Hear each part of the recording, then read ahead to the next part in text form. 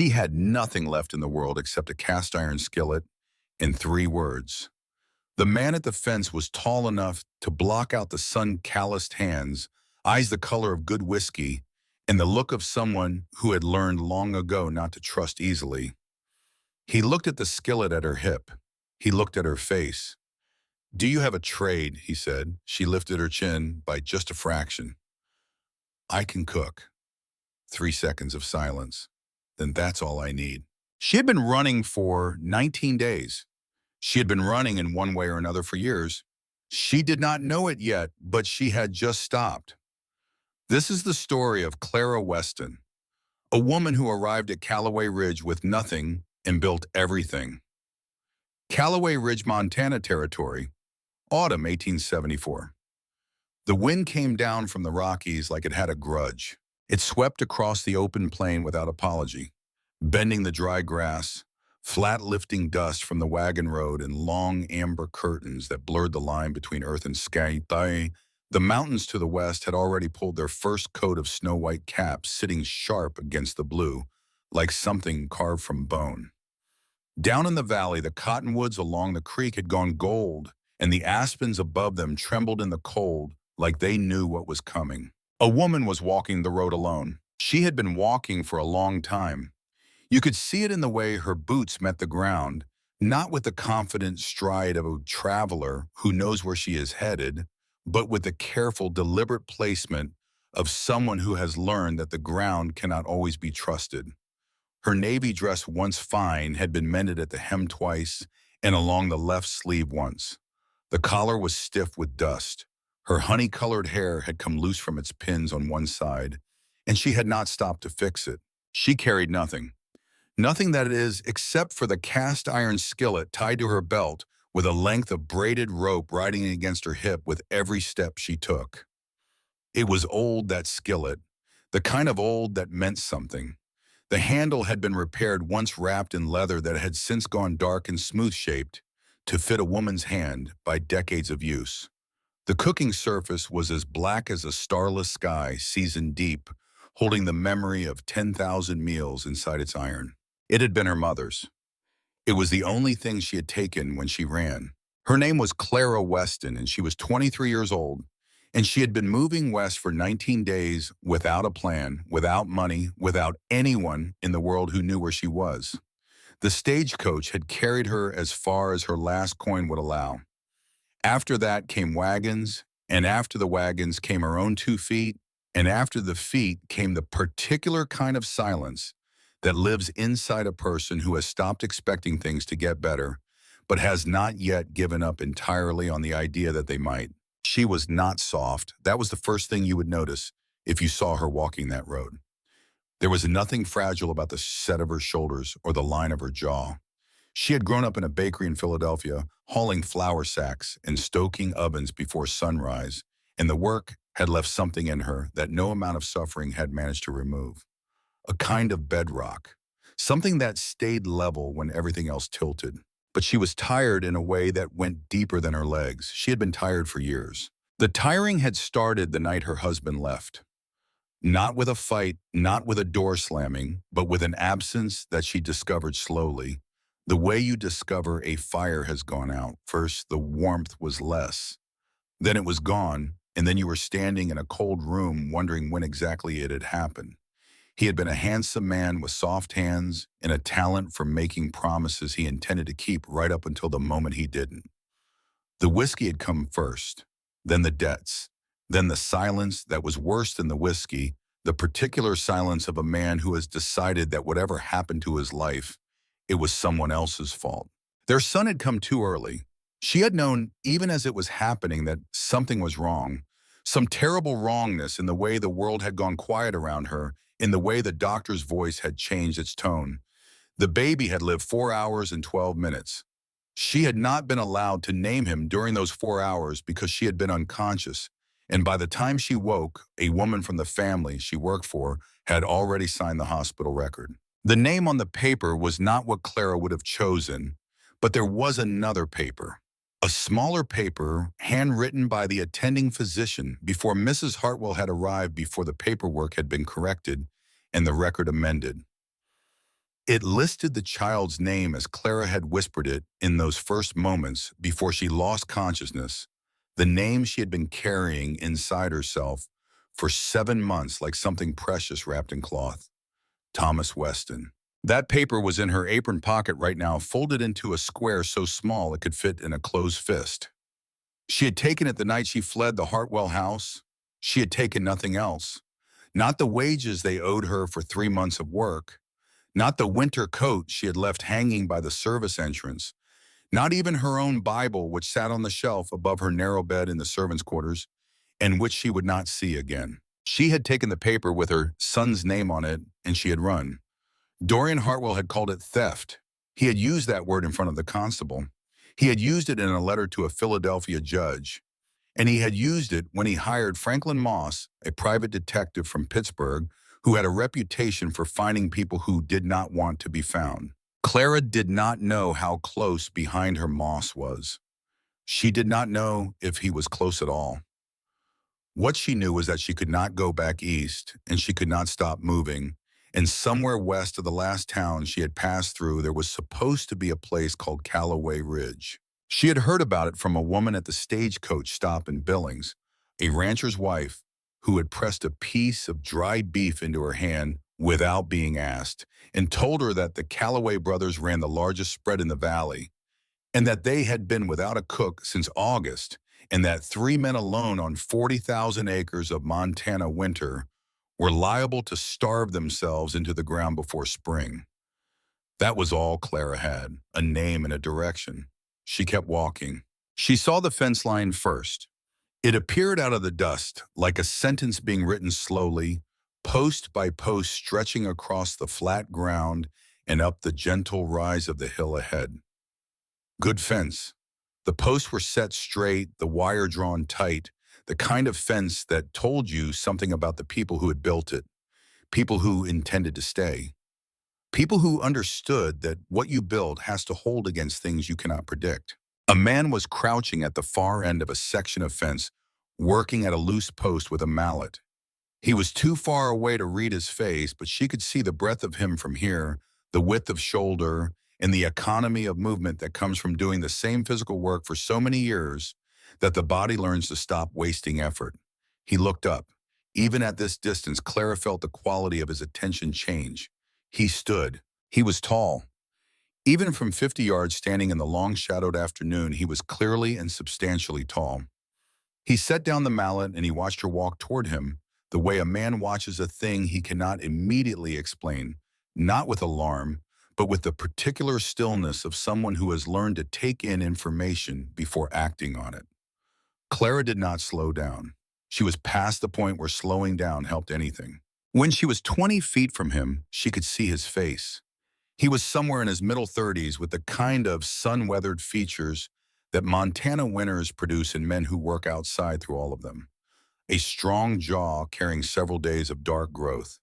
Eyes the color of good whiskey set beneath a heavy brow.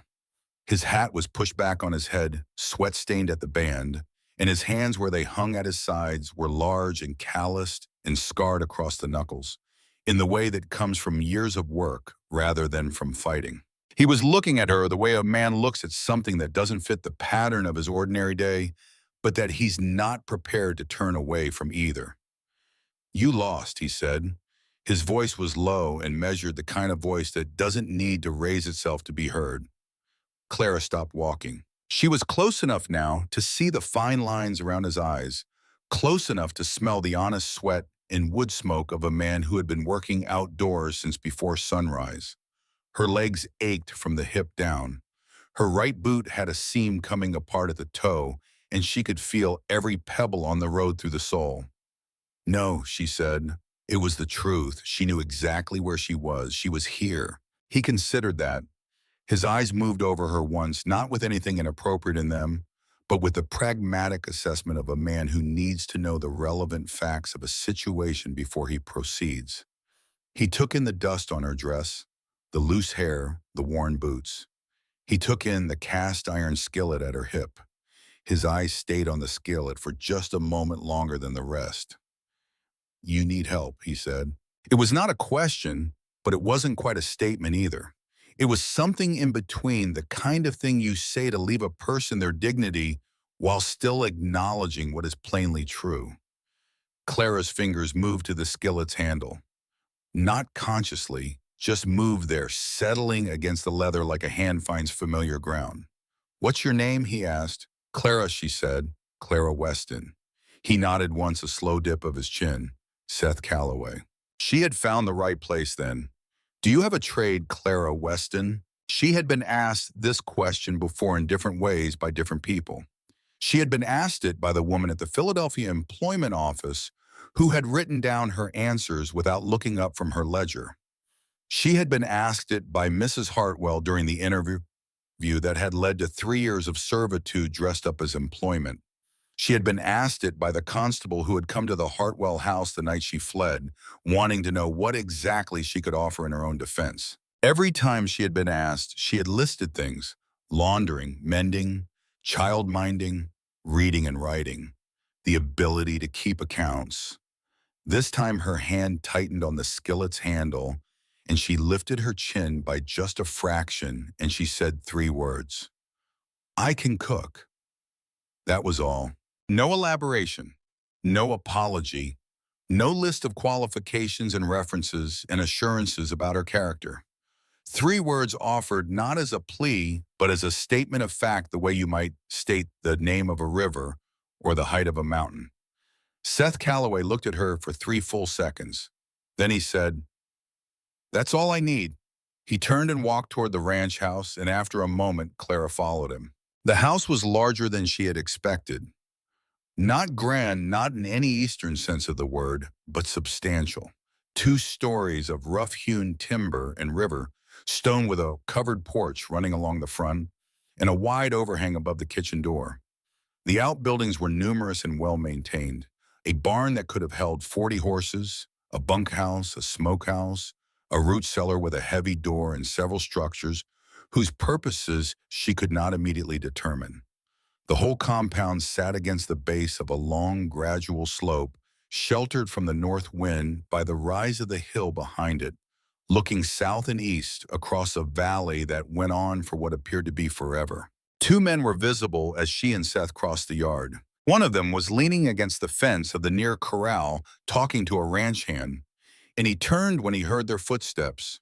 He was younger than Seth by a few years, with lighter coloring and an easier quality to his face, the kind of face that moves toward a smile the way water moves toward low ground.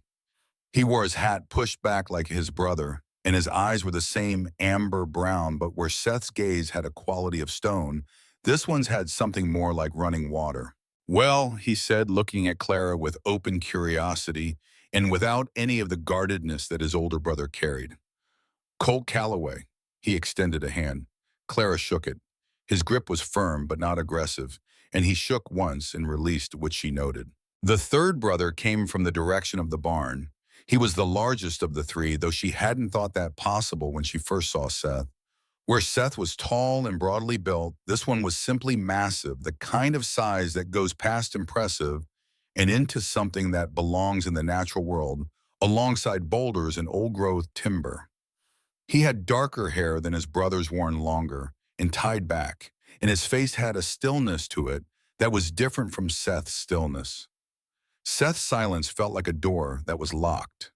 This one's felt like a room that simply had no door at all. He looked at Clara. He did not say anything. He looked at the skillet at her hip. He looked at his oldest brother. Seth said simply, "She cooks." The big man nodded once, a slow, considered movement, and then he turned and walked back into the barn. "That's Bram," Colt said. "He's not unfriendly, he's just Bram." Clara looked toward the barn door where the large man had disappeared. "I understood him perfectly," she said. Colt blinked. Then he laughed, a genuine sound surprise out of him, and Clara thought that was probably not something that happened often enough. Seth opened the kitchen door. The smell that came out was not immediately offensive, which was the best that could be said for it. It was the accumulated smell of a kitchen that had been managed by people who understood survival, but not cooking. Scorched beans, old grease that had been used too many times, the faint ghost of something that had burned and never been properly cleaned away. The stove was a good one, a heavy iron range with 4 eyes and a warming shelf, but it was wearing the evidence of its recent tenure like a man wearing borrowed clothes. The pots were stacked in a pile that suggested they had been put away by someone who was finished with them rather than someone who planned to use them again. The flour barrel had been left open. There was a skin of dried dough on the board that had not been scraped. The butter dish was empty and had been empty long enough to develop a rind around the inside. But the larder was something else entirely. Clara opened the larder door and stood there for a moment. It was full. Fully, seriously, impressively full. Sides of cured pork, barrels of dried beans and lentils, sacks of flour and cornmeal, canned goods on every shelf, the good kind properly sealed. Labeled in a careful hand, strings of dried peppers and onions, jars of rendered lard and preserved fruit, root vegetables in a wooden bin still firm, a full wheel of hard cheese wrapped in cloth. Someone had understood how to stock a larder for a Montana winter. They just had not known what to do with it afterward. Clara stood in the larder doorway for a long moment. Then she closed the door, turned around, and began to roll up her sleeves. She did not ask where things were kept. She did not ask what the men preferred or whether there were particular foods they could not tolerate. She did not ask for help or instruction or permission.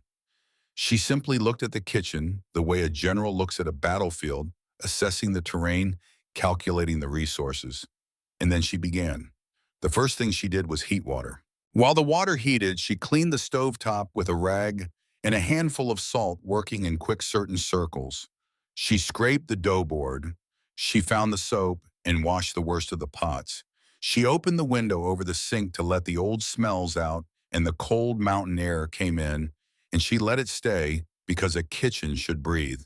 Then she cooked. She made bread first because bread takes time and because the smell of bread does something to a house that nothing else can replicate. She mixed the dough with hands that knew the feel of right without needing to think about it. The particular softness that means the gluten has developed the way the mass pulls away from the bowl when it's ready. She set it near the stove to rise and turned her attention to the stock pot. By the time the bread was ready for the oven, the stock was rolling, and by the time the stock had reduced to something deep and serious, the bread was done, and by the time the bread had cooled enough to cut, there was a stew on the fire that smelled like everything the winter ahead was going to need. She did not notice when the men began to appear. She was aware of them the way you are aware of weather, but she was not paying attention to individual presences. She heard the door, she heard boots on the floor. She heard the particular quality of silence that falls over a group of men who have walked into a room and encountered something they were not expecting. She cut the bread. She ladled the stew. She placed a crock of the last of the butter on the table and a jar of preserved plums that she had found on the larder shelf and judged to be at their peak. She did not join them. She stood at the stove with her back to the table and listened to the sound of men eating, which is one of the most particular sounds in the world. The scrape of spoon against bowl, the tearing of bread, the silence that means something tastes the way food should taste, when hunger has stripped away every other consideration and left only the simple animal fact of it. Nobody said anything for a long time. Then Colt said, "Ma'am, where did you learn to cook like this?" Clara did not turn around. She was wiping down the stovetop again, working at a stubborn spot near the back. "My mother," she said. And before her, her mother. And before that, I imagined someone else. More silence. She heard the sound of a bowl being set down carefully and then picked up again. That was Bram, she would learn later.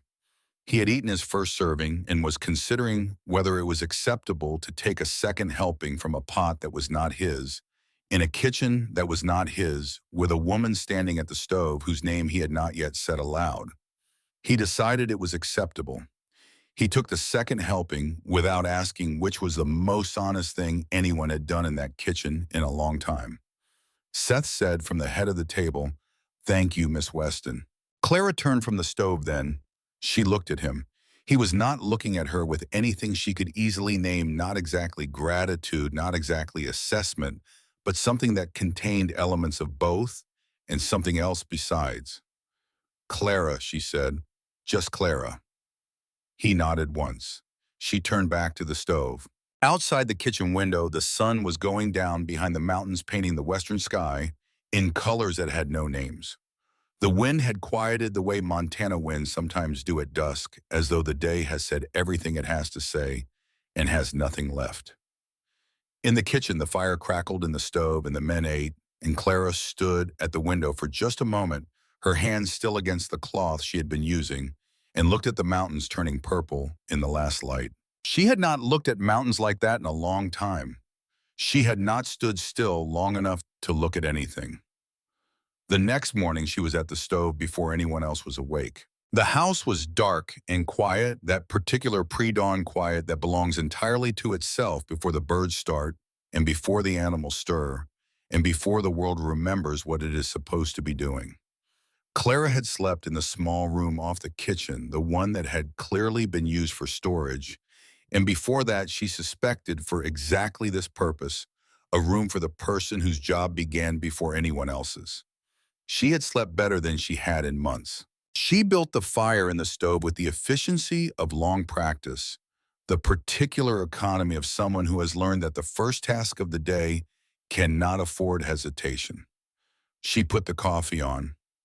She got the sourdough starter from the crock she had set going the night before and began the morning biscuits, because a working man's day begins with something real in his stomach, and she had not forgotten what her mother had taught her about the responsibility that comes with feeding people. The coffee was done before the biscuits, and the biscuits were done before the bacon, and by the time she heard the first sounds of the house coming alive above her, the kitchen smelled like something that had been missing from Callaway Ridge for a long time. The door from the main house opened, and a man came through it, stopped and stood. It was Tavis Kern, one of the senior ranch hands, a lean and weathered man in his 40s with a mustache that had more opinions than the rest of his face combined. He had clearly been prepared for another morning of whatever they had been eating before, and the smell of the kitchen was visibly reorganizing his expectations. "Well," he said to no one in particular. Clara set a plate on the table without looking up. He sat down and picked up a biscuit and took a bite, and then put the biscuit down and looked at it with an expression that Clara had seen before on people who had been getting by on less than they needed for long enough that something adequate hit them, like something extraordinary. "Ma'am," he said, "this is mighty fine." "Eat before it cools," Clara said, and went back to the stove. The others came in one by one they had the same conversation with the kitchen that Tavis had, that wordless negotiation between expectation and reality that ends with a man sitting down and picking up a fork. Colt came through talking and stopped mid-sentence, finished the sentence, and then said, "Is that fresh biscuits?" as if he needed confirmation of something his nose was already certain of. Bram came last, ducking through the door with the automatic awareness of a very tall man who has spent his life compensating for architecture. He took the chair at the far end of the table, the chair with the clearest view of both exits, which Clara noted without remarking on. He ate without speaking and without apparent need to speak. But when she refilled his coffee without being asked, he looked up at her, and there was something in those steady amber eyes that was not exactly gratitude, but was not exactly anything else either. Seth came in last of all, or nearly last, and he sat at the head of the table and he ate. And he did not say a great deal, which she was beginning to understand was not absence of thought, but the opposite. She was standing at the stove with a long-handled spoon, working at a pot of simmering apples she planned to jar for the winter, when she heard boots on the porch and then the sound of a horse, and then the particular quality of a knock on a front door that carries with it an unfamiliar intent. Through the kitchen window, she could see a portion of the yard. A horse she did not recognize stood at the rail, a fine horse too fine for Montana dust, with good tack that was still too clean. The man who had ridden it was not visible from where she stood, but she could hear voices at the front of the house. She heard Seth's voice, measured and even. She heard another voice, and then the other voice said something, and Clara's hand stopped moving. She knew that voice. Not the voice itself, perhaps she could not have said she had heard it before, but she knew the quality of it. The particular register of a man who is accustomed to being given what he asks for, not because he is physically imposing, but because he has learned to use the weight of institutional authority like a tool pressing it against a situation until the situation gives way. She moved closer to the window without going near it. She could not see the man, but she could hear him now. "I'm looking for a woman," the voice was saying. "Young, traveling alone, brown hair, light eyes, medium height, slender build. She'd have been on foot, most likely, or hitching rides where she could find them." Seth said, "Don't get many strangers through here." "She's a thief," the man said. "Took property from a respectable family back in Pennsylvania. Family's well connected. There are legal documents." "What kind of property?" Seth asked. A pause. "A personal item. A family document of some significance." "What did it look like?" Another pause shorter. "A letter. Medical record. Doesn't matter what it looked like. She had no right to it." "What's her name?" "She may be using something else by now. She's clever." "What's her name?" Seth said again. And this time it was not quite a question. "Clara Weston." Clara's hand found the edge of the counter. She pressed her palm flat against the wood. "She has a particular mark," the voice continued. "A scar on her right wrist. Old burn, fairly distinctive." Her right hand moved before she told it to, pulling her sleeve down over her wrist, pressing the fabric flat against her skin. The scar there was pale and raised, running from the base of her thumb partway up her forearm. She had gotten it 2 winters ago, a moment of carelessness with the kitchen range at the Hartwell house, her mind elsewhere, the iron catching her when she wasn't watching. It was the most recognizable thing about her. She stood very still. She heard Seth say, "Can't say I've seen anyone matching that description." The other voice, "She came this direction. I've been tracking her for 2 weeks. I don't lose people, Mr. Calloway." "That's so," Seth said. Not a question, not an agreement, a sound that meant nothing and gave nothing away. "There's good money in it, if you've seen her." Silence. "I'll be at the boarding house in Millhaven," the voice said at last, "if you happen to recall anything." She heard the creak of saddle leather. The sound of hooves moving across the yard unhurried the pace of a man who wants you to understand that he is leaving on his own terms. She stood at the counter for a moment longer. Then the kitchen door opened, and Seth came through it, and Clara turned to face him. He stopped when he saw her face. She was not sure what her face was doing. She had stopped being able to feel it sometime in the last 2 minutes. But whatever it was doing, he read it correctly. He looked at her sleeve where she had pulled it down over her wrist. He looked at her face. "You heard," he said. "Yes. Name's Moss, Franklin Moss. He's been hired to bring you back." Seth moved to the table and pulled out a chair and sat in it, settling his forearms on the wood. He did not sit the way men sit when they are in a hurry or when they want to communicate authority. He sat the way men sit when they intend to stay a while. "You don't have to tell me anything, but I'd like to understand what I'm dealing with." Clara looked at him for a long moment. Then she reached into the pocket of her apron and took out the folded square of paper and set it on the table between them. He looked at it. He did not reach for it. "That's a hospital record," she said, "from Philadelphia. It has my son's name on it. He was born October of 1871. He lived 4 hours and 12 minutes. She paused. "The family I work for, the Hartwells, the woman of the house, had her name put on the record while I was unconscious. I don't know the full reason for it. I only know that when I found this copy, the one the doctor had made before she arrived, I took it. That's what Mr. Moss's employer calls theft."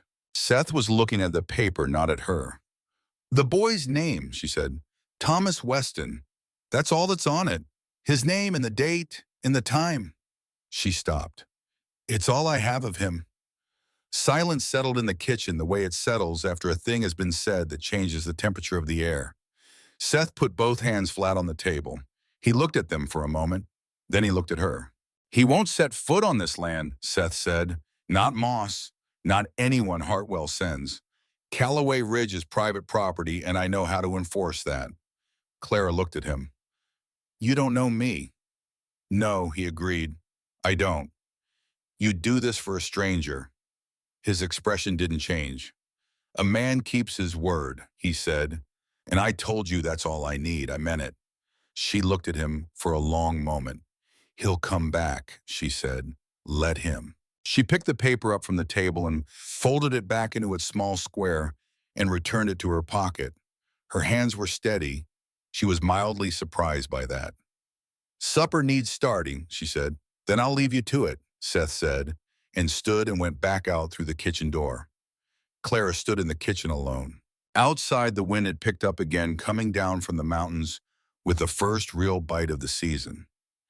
She could hear it against the eaves. The stove ticked as it cooled between tasks.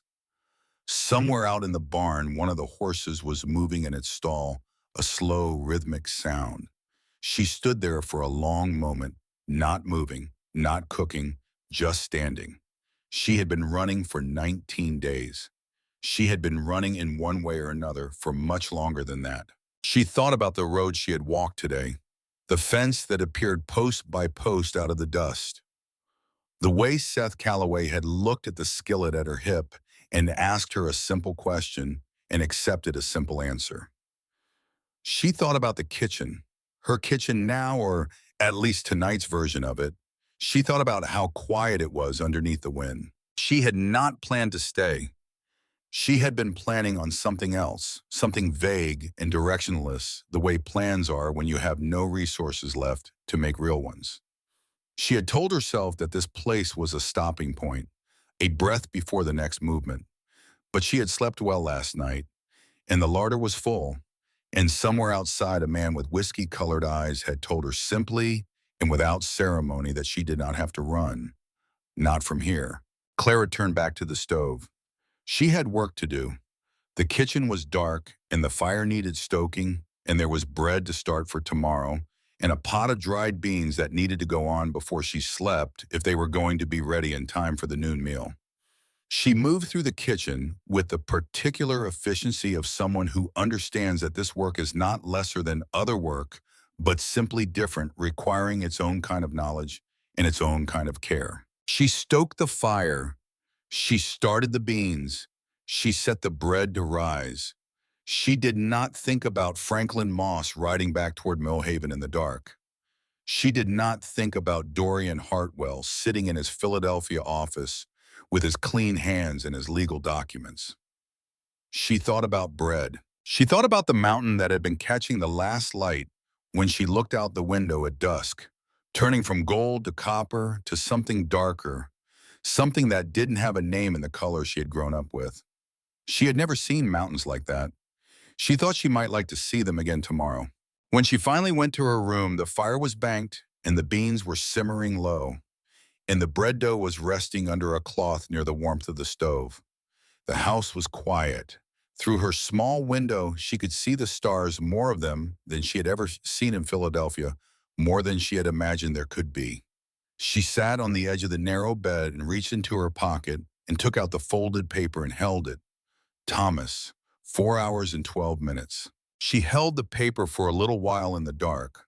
Then she folded it again and placed it carefully on the windowsill where she could see it, and she lay down and the stars were still visible through the glass, and the wind had gone quiet again, and somewhere in the house she could hear the slow, steady sounds of 3 men sleeping. She had not slept in a house with other people in a long time. It felt, she thought, like something she had almost forgotten how to name. She closed her eyes. In the morning there would be bread. Callaway Ridge, October through November, 1874. The coffee was always there before she was. That was the first thing Clara noticed on the third morning. She had come downstairs in the dark, the way she always did, moving through the kitchen by feel and long habit, reaching for the pot to start the morning's first task. Her hand found it already warm. Not hot, not freshly made, but warm in the particular way of something that had been set there deliberately timed to still be holding its heat when she arrived. She stood in the dark kitchen, holding the warm pot, and understood that someone had been awake before her. She looked around. The kitchen was empty. The door to the yard was closed. There were no sounds in the house except the settling of old timber and the low moan of wind under the eaves. She poured herself a cup and drank it standing at the counter in the dark. The next morning it was there again, and the morning after that. She never saw Bram come down to make it. She never heard him on the stairs. But on the fourth morning, when she found the pot warm and the cup set out beside it, already turned right side up and ready, she made a decision. She went to the larder and she took down the pan she had been saving for the bread she baked on Sundays, and she made biscuits instead, and she made them thick and high the way her mother had taught her, and she put them in the center of the table where everyone could reach them. She did not look at Bram when he came in, but she noticed from the stove that he took the largest one without ceremony and ate it before he sat down. After that morning, his biscuit was always a little thicker than the others. Neither of them mentioned it. This was how the rhythms of Callaway Ridge established themselves, not through conversation or negotiation, but through the accumulation of small acts, each one a sentence in a language that required no words. The ranch had its own grammar, its own set of unspoken rules about who moved where and when and in what order. And Clara learned them the way she had learned everything that mattered in her life, by paying attention. She learned that Seth was the first out of the house each morning and in the one back in at night, and that in between those two fixed points, he was in motion continuously, never idle, never still, carrying the weight of the operation in the particular way that eldest sons carry things, as though the weight has become so familiar, it no longer registers as burden. She learned that he ate his breakfast without speaking, but that he listened to everything that was said around him, and that he sometimes answered questions at noon that had been asked at breakfast, as if he had been considering his response all morning and was now ready to deliver it. She learned that Colt was the opposite, a man who thought by talking, who needed the sound of his own voice, the way some men need coffee as a mechanism for getting the mind engaged. He talked while he worked, told stories to the horses, narrated his own progress on any given task, as though keeping a record for posterity. But the stories were good. He had a gift for them, a natural sense of shape and timing, and Clara found herself listening for his voice in the yard even when she was not intending to. She learned that Bram read. She discovered this accidentally, the way most important things about quiet people eventually surface. She had gone to the barn after supper to check on a hen that had been off her feed, and she had seen a light under the tack room door that should not have been there, and she had pushed the door open and found him seated on an upturned crate with a lantern and a book, reading in the particular focused way that means a person has found something they are unwilling to put down. He looked up. She looked at the book. She could not read the title from where she stood, but she could see that the cover was worn and that the pages were soft with handling, which meant it had been read before more than once. She pulled the door mostly closed and went to check on the hen. She did not tell anyone what she had seen, and Bram did not acknowledge that she had seen it. And some days later, when she came into the kitchen and found a small volume sitting on the windowsill above the sink, the windowsill where she kept her jar of dried herbs and the cracked cup she used to measure salt, she opened it to the first page and saw the title and read the first paragraph and then closed it and left it there. It was still there the next morning and the morning after. On the fourth morning, as she took it down and put it in her apron pocket, and that evening she read 12 pages sitting by the stove after the kitchen work was done, and the next morning she put it back in its place. This continued for 2 weeks before either of them said a word about it. Then one afternoon, Bram came in for coffee and stood at the counter and looked at the book on the windowsill and said without preamble, "Do you like it?" Clara was rolling pastry and did not look up. "The ending is wrong," she said. A long pause. "How so?" "She should have stayed," Clara said. She had already made the harder choice by going. Staying would have cost her more and meant more. The author took the easier road. Bram was quiet for a moment. Then he poured his coffee and went back out, and that evening there was a different book on the windowsill. The new one had a different ending. She was halfway through it when the cold came in earnest. October gave way to November in the way of Montana autumns, not gradually but all at once, as though the calendar had issued a directive and the weather had complied. The temperature dropped 20 degrees in 2 days. The creek at the valley bottom froze over at the edges and then in the middle.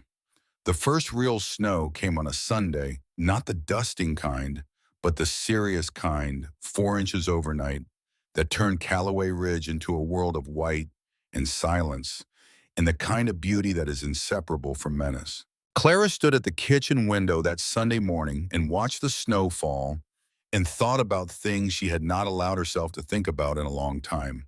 She had been at the ranch for 3 weeks. She had meant to stay for a day. Then she had meant to stay until she had saved enough in wages to buy a horse and a week's worth of supplies. Then she had meant to stay until the weather cleared. The weather had not cooperated with any of her plans, and she had begun to suspect that the weather was not entirely to blame. She went to church that morning. Nobody had suggested it.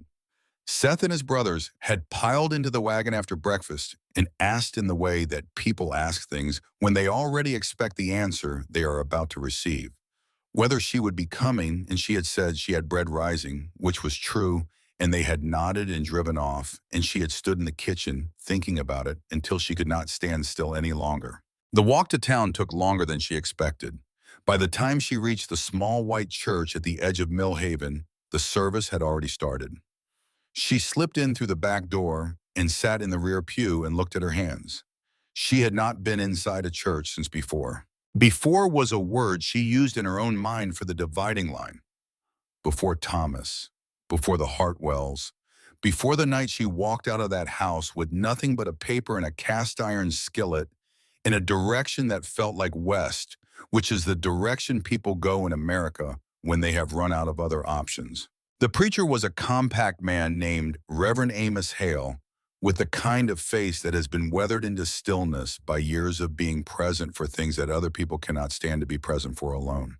He was in the middle of a passage about the prodigal son, about the father who sees the returning child from a great distance and runs to meet him. "No matter how far you have run," Reverend Hale said, and Clara felt the words land somewhere in her chest with a weight she had not expected. "No matter what you have done, the Father waits. He does not require you to explain yourself at the gate. He runs." Clara looked at the ceiling. She was not by habit a crying woman. The years before and after Thomas had not been short on reasons to cry, but she had found that crying cost something she could not always afford: attention and energy, and a kind of openness that left you less defended afterward. She had learned to defer it the way you defer a bill you cannot pay, knowing it will come due eventually. She was not prepared for it to come due in a church in Mill Haven, Montana Territory, in the second pew from the back in November of 1874. A tear moved down her cheek. She wiped it with the back of her wrist before it reached her jaw. Then another followed and another, and Clara sat very still in the back pew and let them come quietly without the heaving that she had feared, just the steady, silent release of something that had been held too long under too much pressure. Around her, the congregation listened to the sermon, and nobody looked at the woman in the warm blue dress in the back row, and she was grateful for that. When the service ended, she was on her feet and through the door before the final hymn had fully resolved. She stood by a birch tree at the edge of the churchyard and breathed the cold air and got herself back in order. She did not get far. Franklin Moss was standing at the gate. He was alone this time. No horses visible, no men behind him. Just the man himself in a city coat, with his careful eyes positioned between her and the road back to Callaway Ridge, as though he had calculated the geometry of it in advance, which he probably had. "Miss Weston," he said, "or whatever you're calling yourself now." The congregation was still filing out behind her. She could hear voices, children, the sociable noise of people who have been sitting quietly for an hour and are glad to be moving again. She did not move. She had been running for 3 years. She had been running in one form or another since the night she walked out of the Hartwell house with a paper folded in her pocket and nothing else. She had run across 4 states in 19 days of open road, and she had told herself every mile of it that she was moving towards something rather than away from something, and she had not entirely believed it.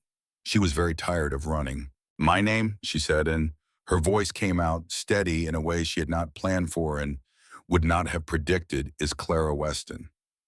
Moss took one step toward her.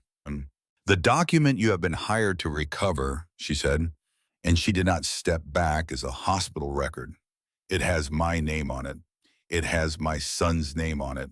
His name was Thomas Weston, and he lived 4 hours and 12 minutes, and no contract of employment, and no lawyer, and no man sitting in Philadelphia with clean hands gives anyone the right to put a different name on those 4 hours. The churchyard had gone quiet in the particular way that public spaces go quiet when something real is happening in them. Moss stopped. She had not raised her voice. She was not shaking, or if she was, she could not feel it. She was aware of the people behind her, the eyes of Millhaven on this moment, and she was aware of something else, a quality of presence at her back that she recognized before she turned to look. Seth stood toward 3 feet behind her, Colt to her right, Bram to her left, a step further back at the angle with the clearest view of everything. They had not moved in front of her. They had not spoken. They were simply there behind her in the way of men who understand that some battles belong to the person fighting them, and that the best thing you could do is make sure she knows she is not alone. Moss looked at the three of them. He looked at Clara. He tipped his hat.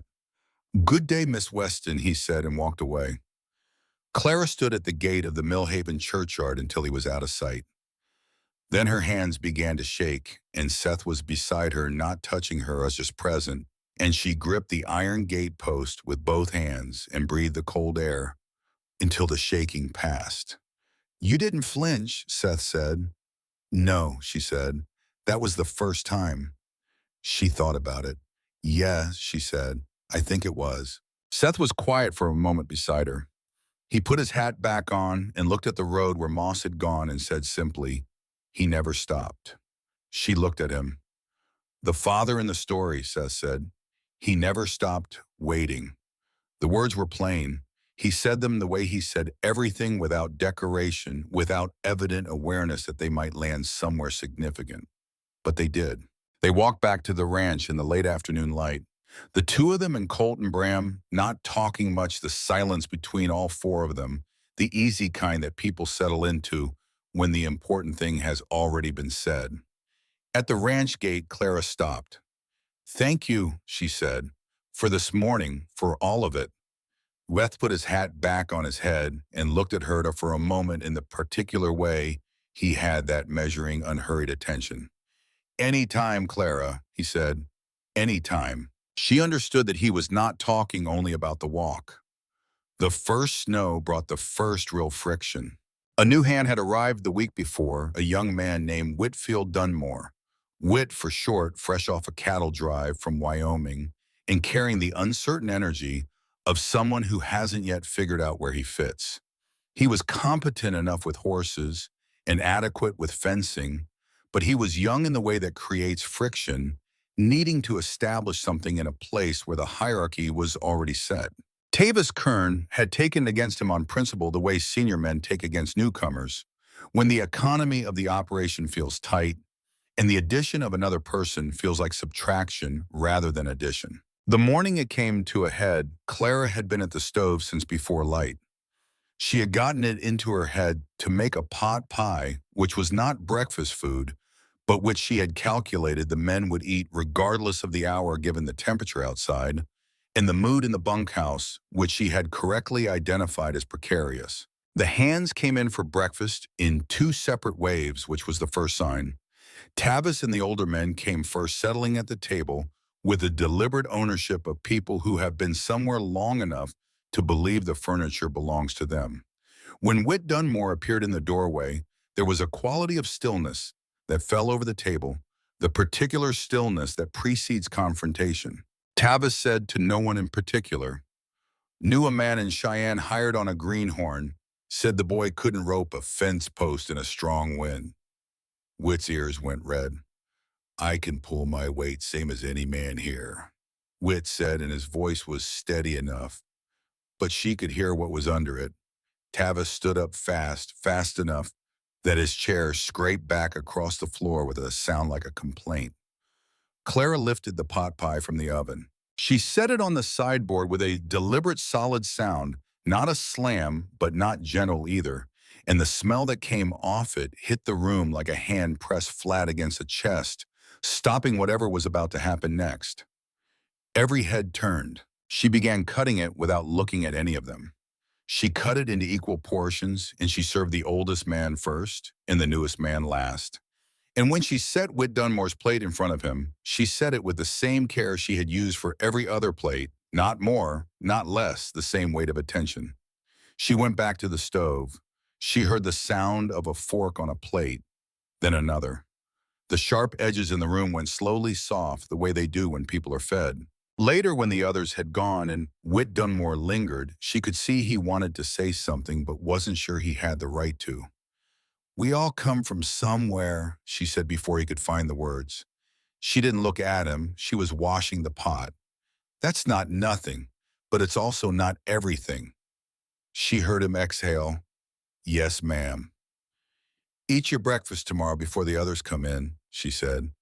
"Give it a week. It'll settle." He touched the brim of his hat and left. From the doorway where he had been standing unseen, Seth Calloway watched her for a moment longer.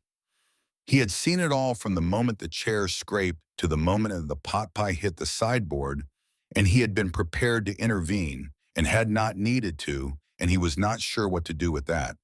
He had never seen anyone diffuse a bunkhouse confrontation with food before.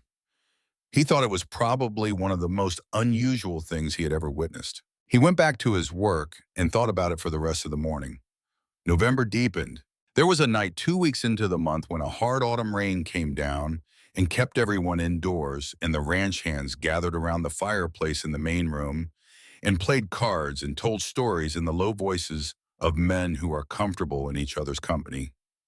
Clara worked in the kitchen because there was always work, and the steady rhythm of her knife on the board was a sound that had become, without her noticing, part of the sound of the house. Seth appeared in the doorway with the ranch ledger under one arm.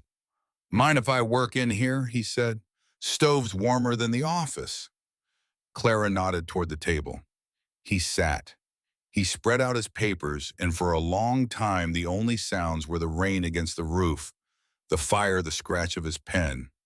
She worked. He worked. Neither of them felt the need to fill the space between them with noise. Then her knife slipped. It was a small cut, a nick across the end of her left index finger, the kind of thing that she had done a dozen times in a dozen kitchens, and which stung disproportionately to its actual severity. She made a sound, a small, sharp intake of breath, and pressed her thumb against the cut and turned toward the basin. Seth was at her side before she had taken a step. "It's nothing," she said. He had already produced a clean handkerchief from his pocket, the kind of thing she had noticed he always carried, always clean, always precisely folded, a habit from somewhere in his past that he had not explained and she had not asked about. "Even small cuts can hurt," he said, and he took her hand and wrapped the cloth around her finger with a care that was so entirely at odds with everything about his physical presence, the size of him, the weathered hardness of his hands, that she found her throat tightening before she was prepared for it. She looked at his hands while he worked, calloused from the base of his palms to his fingertips, scarred across the knuckles, a long pale line along the back of his right hand from something she had not asked about. These were hands that had spent 34 years working against the resistance of the physical world, and right now they were handling a cut finger with the same careful precision a jeweler uses on something small and irreplaceable. She said, without meaning to say it at all, "You're the first person in a long time who's been kind, without wanting something in return." He went still. Not the stillness of someone who doesn't know how to respond, the stillness of someone for whom the words have landed somewhere real. He finished tying the cloth and released her hand and walked to the cupboard, and when he came back, he set a small wooden box on the table between them. Plain wood, no markings, the corners rounded from handling. He sat. He looked at the box for a moment. "I've never shown this to anyone," he said. Clara sat across from him and waited. He opened the box. Inside was a letter folded many times, the paper soft at the creases from having been folded and unfolded more times than it could easily bear. He looked at her, and she understood the look, and she reached out and took the letter and unfolded it. The handwriting was his. She recognized it from the ledger, the same strong, deliberate strokes, but these were not ledger entries. These were sentences that had been written not for record, but for relief, the way you write when you have no other place to put what you are carrying. He had written to his father. He had written on the first anniversary of Harold Calloway's death, and what he had written was not a tidy thing. It was the writing of a man who does not usually write about himself, trying to find language for a grief that had not yet found its proper shape. He wrote about the land that was still standing. He wrote about the brothers who were still standing. He wrote about himself standing on most days. He wrote, "I did not know until you were gone how much of what I thought was my own strength was only borrowing from yours. I'm learning what it costs to pay it back." Clara folded the letter carefully and returned it to the box. She looked at the table between them. Then she reached into her apron pocket and took out the folded square of paper that she carried everywhere and set it beside the box. And then she talked. It came out slowly at first, tentatively. The way a person steps onto ice they are not certain will bear their weight. She talked about Philadelphia, about the bakery her parents had run, and the smell of the ovens before sunrise, and the way her mother had taught her that feeding people was a form of love that did not require explanation. She talked about the marriage, and she talked about the particular kind of loneliness that comes from being lonely inside a house where another person lives. She talked about Thomas. She talked about the night she had come around in the hospital room, and the first thing she had seen was the ceiling, and the second thing she had heard was the doctor's voice and the quality of it, and how she had known before he said a word what his voice meant, and how she had asked to see her son, and they had let her hold him. 4 hours and 12 minutes. He had his father's hands, she said, even that small, the same shape of the fingers. I noticed it the moment I held him. She stopped. I don't know why I remember that. I remember almost everything about those 4 hours, but that's the one I come back to. His hands. She stopped speaking. The rain was still coming down. Seth's hand moved across the table and covered hers. He did not say anything. He simply placed his hand over hers and let the weight of it settle there. And Clara sat with Annette for a while, the warmth of it, the simple fact of it. Not comfort offered as a performance, just presence. When she finally spoke again, it was about Nora. She had not known.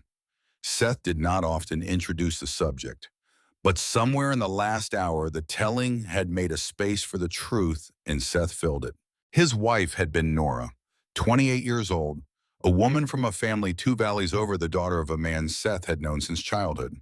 She had come to Calloway Ridge with her own opinions about where the furniture should go and her own methods for determining whether someone was telling the truth, and Seth had loved her with the particular intensity of a man who does not easily love things, but who, when he does, will not stop. She had died of a fever in the summer of 1870. The doctor had called it treatable. The doctor had been wrong. "There is a marker behind the cabin," Seth said. "Bram carved it. He's better at that kind of thing than either of us." Clara thought of Bram's hands on the book, on the coffee pot, on the careful, considered way he moved through the world, as though everything he touched was worth treating gently. "She was the kind of person who remembers things other people forget," Seth said. "What you like to eat, what makes you laugh when you thought you were past it, where you left something." He looked at his hands. The house got very quiet after. 2 years before your father," Clara said. "Yes."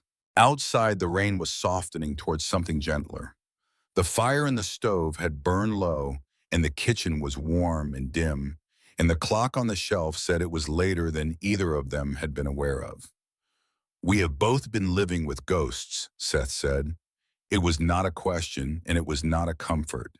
It was an observation the kind of man makes when he has been sitting with the evidence long enough to know what it means. Clara looked at the 2 objects on the table between them. His box, her paper. 2 broken people, she said almost to herself. 2, Seth said.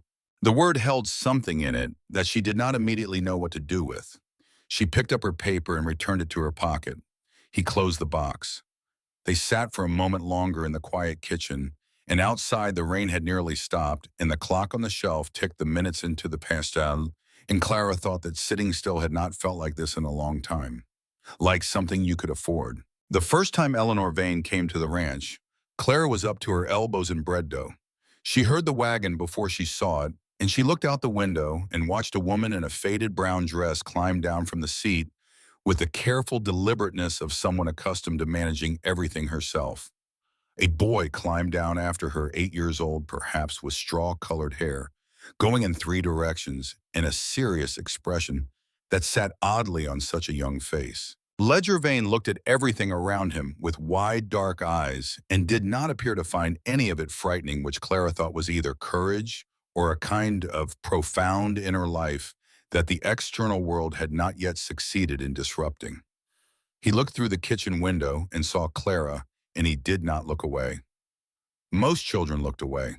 Clara watched as Seth came out to meet them. Pleasantries on the porch.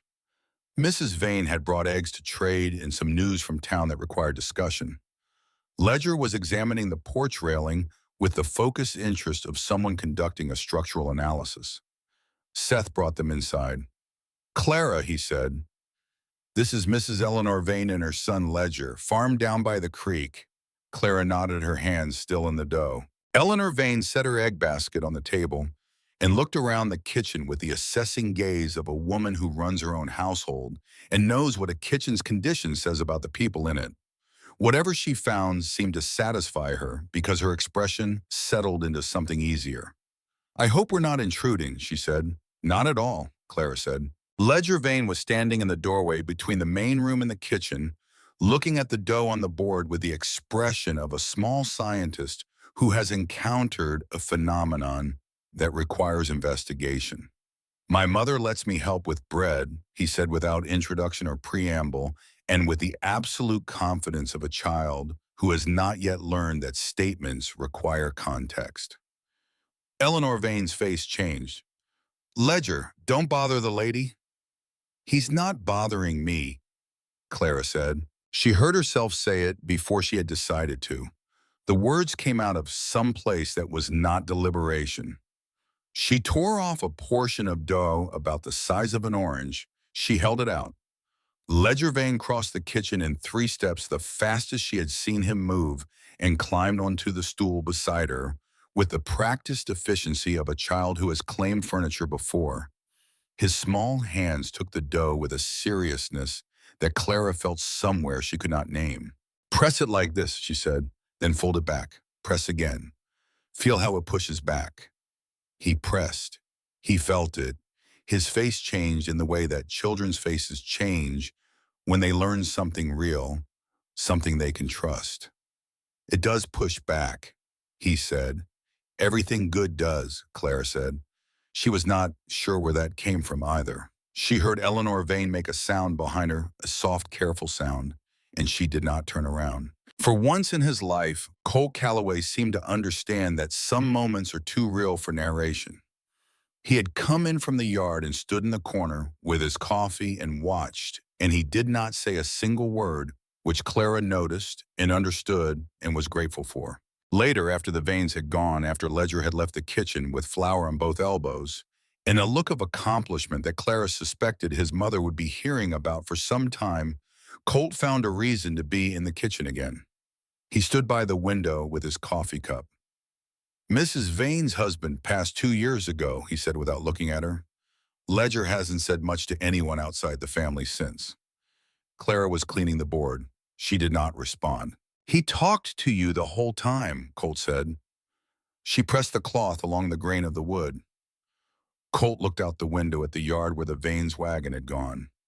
"I don't know what you did," he said, "but whatever it was, you ought to know it mattered."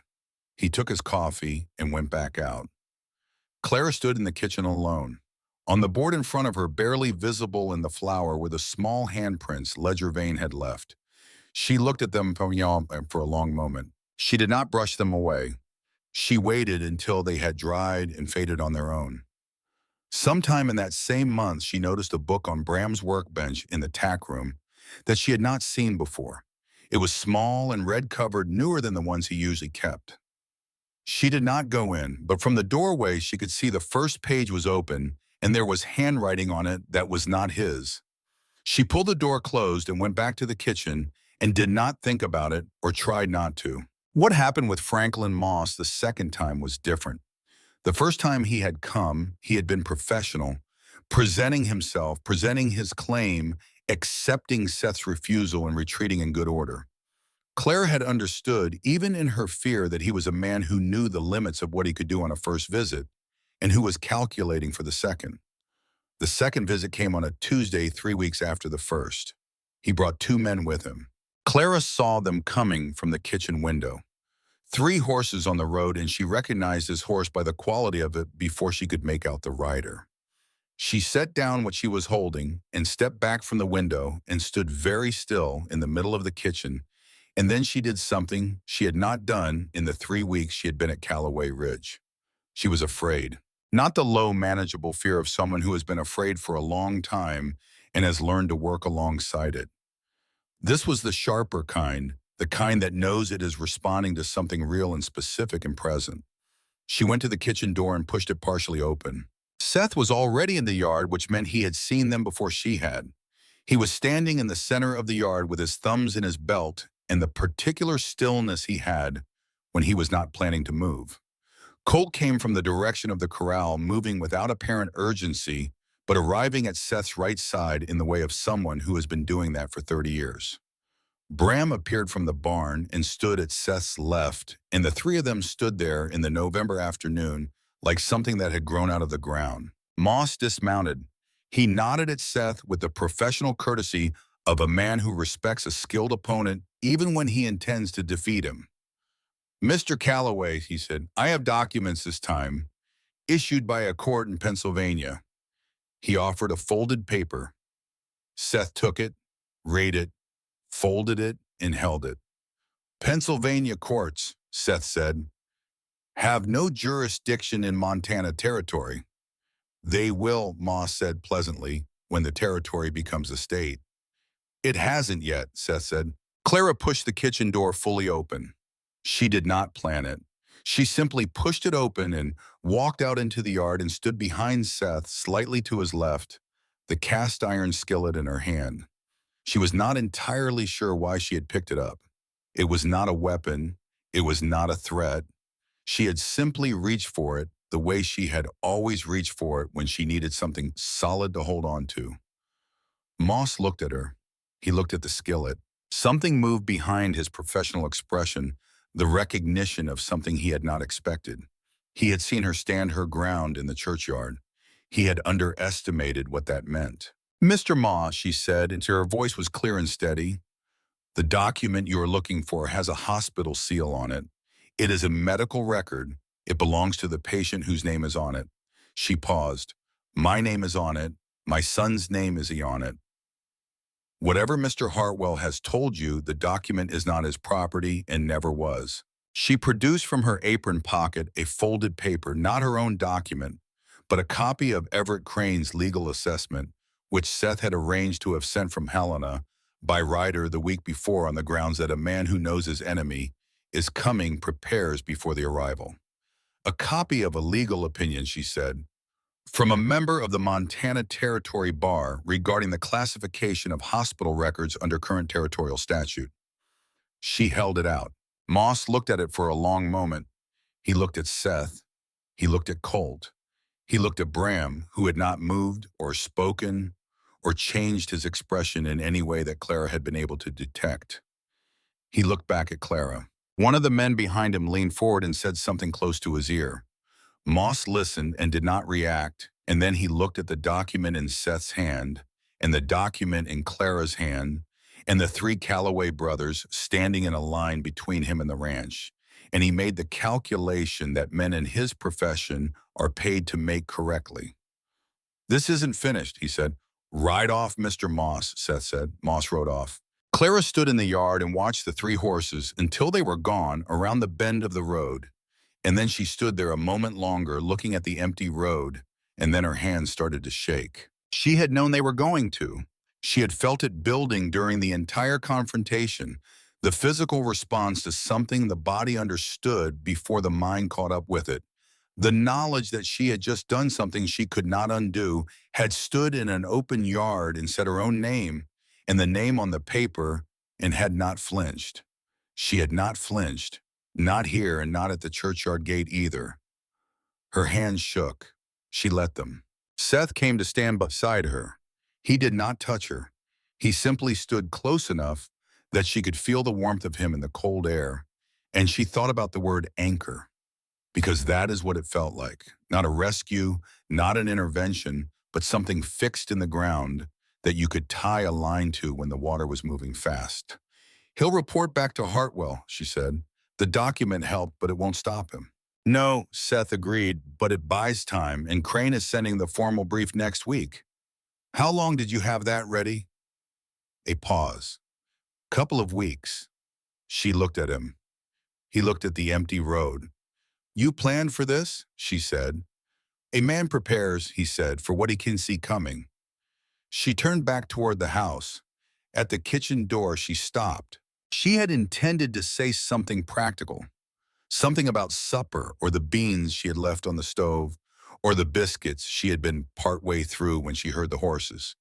Instead, she said very quietly, Seth. He turned. Thank you, she said, for all of it. He looked at her for a moment with those whiskey-colored eyes that did not give things away easily, but which she had learned told you everything if you knew how to read them. Winter always ends, he said. It was one of the things he said, a phrase she had heard from him before, and she was beginning to understand that for Seth Calloway, it was not a platitude but a piece of hard-earned understanding, the kind of thing you only say with conviction if you have personally survived winters that made you doubt it. She went inside. The beans were fine. The biscuits needed another 10 minutes. Outside across the yard, she could hear Colt's voice starting up again, narrating something to someone, and Bram's boot on the barn floor, and somewhere up the slope, the cattle moving in the early dark. The sounds of Calloway Ridge. She had learned them all. She stood at the stove and listened to them and thought that Franklin Moss would come back and that Dorian Hartwell was not finished and that there were real and serious things still ahead of her that she had not yet found a way through. And she thought that when she woke tomorrow, the coffee would be warm and the bread would be there and Colt would be talking before he was fully through the door. And Seth would be the last one in and the last one to say anything that needed to be heard. She thought about all of it, and she stood at the stove in the warm kitchen of Calloway Ridge, and she did not think about leaving. She had been meaning to think about leaving for 3 weeks now. It kept not happening. Outside, the first snow of November was starting again, soft and unhurried, settling on the fence posts and the roof of the barn and the long, empty road that ran south toward town. The mountains to the west had disappeared behind the clouds. The valley was white and still and very large, and somewhere in the middle of it, on a patch of ground that had been in the Calloway family for 20 years, a kitchen light burned against the dark. She turned off the lamp above the window, leaving just the stove light, and went to her room. Calloway Ridge in Millhaven, November 1874 through autumn, 1904. The night Moss came back with 4 men, Clara was already awake. She had not been sleeping well for 3 days. Not from fear precisely, though fear was part of it. It was something closer to the feeling of a storm that has not yet arrived, but that the body knows is coming, a pressure in the air, a change in the quality of the silence. She had grown up in Pennsylvania where storms announced themselves through the color of the sky. Montana storms announced themselves differently through the behavior of animals and the direction of wind and a particular stillness that settled over the land like a held breath. She lay in her narrow room off the kitchen and listened to the house and the land around it, and at 11:30 she heard something that did not belong. It was not a large sound. It was barely a sound at all. The quality of a footstep on frozen ground muffled, but not muffled enough coming from the eastern side of the property where no Calloway hand had reason to be at that hour. She sat up. She reached for her dress in the dark and pulled it on without lighting the lamp. Her boots she laced by feel. Then she stood in her room for a moment with her hand on the door thinking. She was not brave in the way that people mean when they say brave, meaning without fear. She was afraid in a clear, specific way that she had learned to read correctly rather than to ignore. The fear was telling her that she was right, that what she had heard was real, and that the appropriate response was not to hide in her room and wait to be found. She picked up the cast iron skillet from its place on the shelf above her washstand. She went to the kitchen door and opened it quietly. The yard was dark, the moon behind clouds, and for a moment she saw nothing. Then she saw the orange point of light from a lantern moving along the far fence line, partially blocked by someone's body, someone trying to keep it dark and not quite managing it. She counted. 2 people at the eastern fence.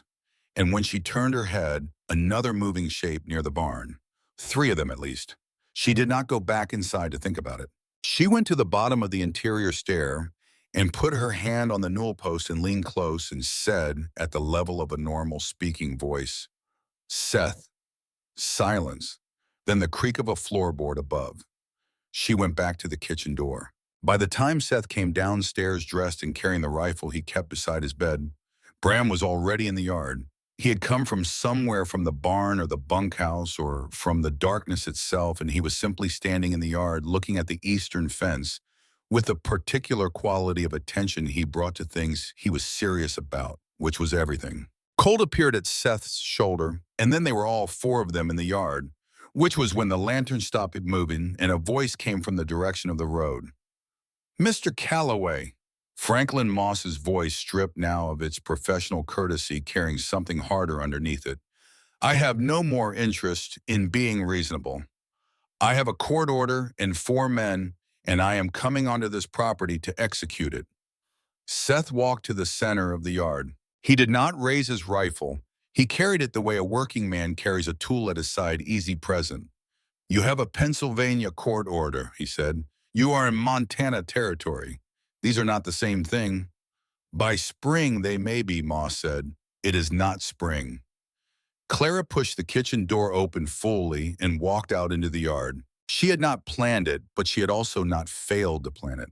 In the 3 days of bad sleep and quiet calculation, she had understood that there would be a moment when the only thing that would matter was where she was standing, and she had decided where that would be. She stood behind Seth and slightly to his right, and she held the skillet in her left hand, and in her right hand she held the legal document, the one from Everett Crane, the one that used precise and specific language about the classification of medical records under territorial statute. "Mr. Moss," she said. She heard one of his men shift in the dark. "The document you have been hired to recover is a hospital record. It carries the seal of St. Mary's Hospital in Philadelphia and the signature of the attending physician, Dr. Aldous Holt. Dr. Holt has provided a sworn affidavit confirming that the record was created at his direction and reflects the express wishes of the patient Clara Weston recorded prior to her loss of consciousness." She paused. Mrs. Dorothea Hartwell's subsequent amendments to the hospital file were made without the knowledge or authorization of Dr. Holt and constitute an alteration of a legal medical document. Silence from the darkness. "Mr. Crane of Helen has submitted this matter to the attention of the Territorial Governor's Office," she continued. "As of this week, it is no longer a private civil dispute. It is a question of whether a woman's medical records can be claimed as property by her employer." More silence. One of Moss's men said something close to him, quiet, and Moss did not respond immediately. Clara waited. The cold was serious at this hour, the kind that comes down off the Rockies in November and means business, and she was aware of it against her face and hands, but she was more aware of Seth standing in front of her and Bram to her left and Colt somewhere behind her right shoulder, and the awareness of them was warmer than the cold was sharp. Moss said finally, "This is not finished, Miss Weston." It was the second time he had said those words. "Mr. Moss," Seth said, and his voice had the quality that voices get when a decision has already been made, and what comes next is simply execution. "You have until I walk back inside this house." He turned. He walked back to the kitchen door. He held it open. One by one in the order in which they had come out, they went inside. Clara went last. She stopped in the doorway and looked back at the yard, at the dark road beyond the fence, at the place where 4 lanterns were no longer lit. Then she went inside, and Seth closed the door, and the kitchen was warm and close and smelled of the bread she had made that afternoon. And she stood in the middle of it, holding the cast iron skillet and the legal document, and felt her hands begin to shake. She sat down at the table. Seth put a kettle on without being asked. Colt sat across from her and said nothing, which was remarkable enough that she noticed it specifically. Bram stood by the door with his arms crossed and looked at the floor, and then at the ceiling, and then at his hands. The kettle took a long time to boil. Clara sat and let her hands shake until they stopped, which took a few minutes, and when they stopped, she set the skillet on the table in front of her and the document beside it and looked at both of them. "He won't come back," Seth said from the stove. "Not with men." "How do you know?" "Because he'll have sent a telegram to Hartwell tonight describing what just happened. And Hartwell will calculate whether the cost of continuing this is worth what he might gain." He poured the tea and set it in front of her. "A man like Hartwell makes decisions based on calculation. The calculation changed tonight." Clara looked at the cup. "You've been thinking about this for a while." "Yes." "How long?" He was quiet for a moment.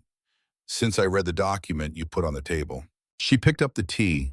It was very hot and very strong, and she held it with both hands and let the warmth spread through her palms and up her wrists. "There's still the hearing," she said, "in Millhaven." "Next Monday," Seth said. "Crane will be there. You'll be there. We'll be there." She looked at him. "All of us," Colt said from across the table with a firmness that left no room for argument. Bram said nothing. He did not need to. Clara looked at the three of them in the warm kitchen at midnight, with the tea going cold and the document on the table and the skillet between them, and she thought that she had walked onto this land with nothing, and had somehow, without planning it, without meaning it, without being entirely sure when it had happened, accumulated something that had no name in the language she had grown up with, but that felt very much like the thing the preacher had described when he talked about the Father who runs. She did not say any of that. She drank her tea. "Go to bed," she said. "I'll have breakfast ready before you're downstairs." Colt looked like he wanted to argue, but Seth moved toward the door, and Colt followed, and Bram was already gone, and Clara sat alone in the kitchen for a while longer, with the fire and the document and the skillet and the tea. Then she went to her room and slept without dreaming for the first time in 3 days. The hearing at Millhaven was held on a Monday morning in the second week of November in the town hall, which served as courthouse on the occasions when a courthouse was required. The room held perhaps 40 people comfortably and held 60 on this morning because word had traveled in the way that word travels in small places ahead of the events themselves. Everett Crane had ridden from Helena and arrived the night before, a compact and energetic man of 55 with the kind of face that has been sharpened by decades of argument into something precise and slightly pointed. He had reviewed every document. He had reviewed Clara's account 3 times and asked questions that made her understand he was not asking to satisfy curiosity, but to anticipate the objections of the man who would be sitting across from him. That man was a lawyer named Prescott Aldrich, sent from Philadelphia by Dorian Hartwell, who had not come himself, which Clara thought told you something important about Dorian Hartwell. Aldrich argued that Clara Weston, as an employee of the Hartwell household, had signed a contract of service that granted the Hartwell family administrative authority over all documents generated during the period of her employment, including medical records. Crane responded that a medical record is not generated by an employer and cannot be claimed as such under any interpretation of contract law recognized in any American jurisdiction. He was aware of that Mrs. Dorothea Hartwell had altered a hospital document without the attending physician's authorization, and that he had in his possession a sworn statement from Dr. Aldous Holt of Denver, Colorado, confirming that he had not authorized the alteration and had in fact been unaware of it until contacted by Mr. Crane's office the previous month. The room was very quiet when Crane said that. Judge Harlan Pruitt, a man of approximately 60 with the expression of someone who has heard most things twice already, looked at Prescott Aldrich with the patience of a man who is prepared to wait as long as necessary for an answer that changes things. Aldrich leaned back from the table and produced a small device from his coat pocket, a telegraph clicker, and excused himself for a period of 40 minutes, during which the room continued to be very quiet. When he returned, he spoke briefly with Judge Pruitt. Judge Pruitt looked at Crane. Crane looked at Clara. Clara was sitting at the table beside Crane, with her hands folded in front of her, and the document in her apron pocket where it had lived for 3 years, and she was looking at the judge with a particular steadiness of someone who has already survived the worst outcome and is therefore not afraid of this one. Judge Pruitt cleared his throat. "Mr. Hartwell's office," he said, "has communicated a withdrawal of all claims in this matter." He looked at Clara. "Miss Weston, the document is yours. It appears it always was." The room let out its breath. Clara did not move for a moment. She sat very still with her hands folded on the table and looked at the judge, and then at the document in her pocket, and then at the window where the November sky was doing something complicated with light and cloud that she did not have a word for. Crane put his hand on her shoulder.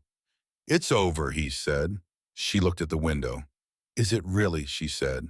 "As over as these things get," he said, and he was smiling, a real one, not the professional kind. "Go home, Miss Weston."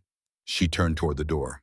Seth was there, and Colt was there, and Bram was there, standing in the late morning light that came through the open door of the Millhaven Town Hall. 3 men large enough together to block the doorway entirely, and none of them blocking it, all of them simply present in the particular way they had of being present, which was completely and without reservation. She walked toward them. She did not say anything when she reached them, and they did not say anything to her. And they walked out into the November morning together, and behind her the room was filling with sound again, the particular sound of a verdict that has satisfied enough people to generate conversation. She paused on the steps of the town hall and looked at the mountains. They were clear today, the Rockies standing against the blue sky with that absolute confidence of things that have been there long enough to stop worrying about it. She had been walking toward them for 19 days when she found this place. She thought that she was done walking away from things, that she would like for a while to walk toward something instead.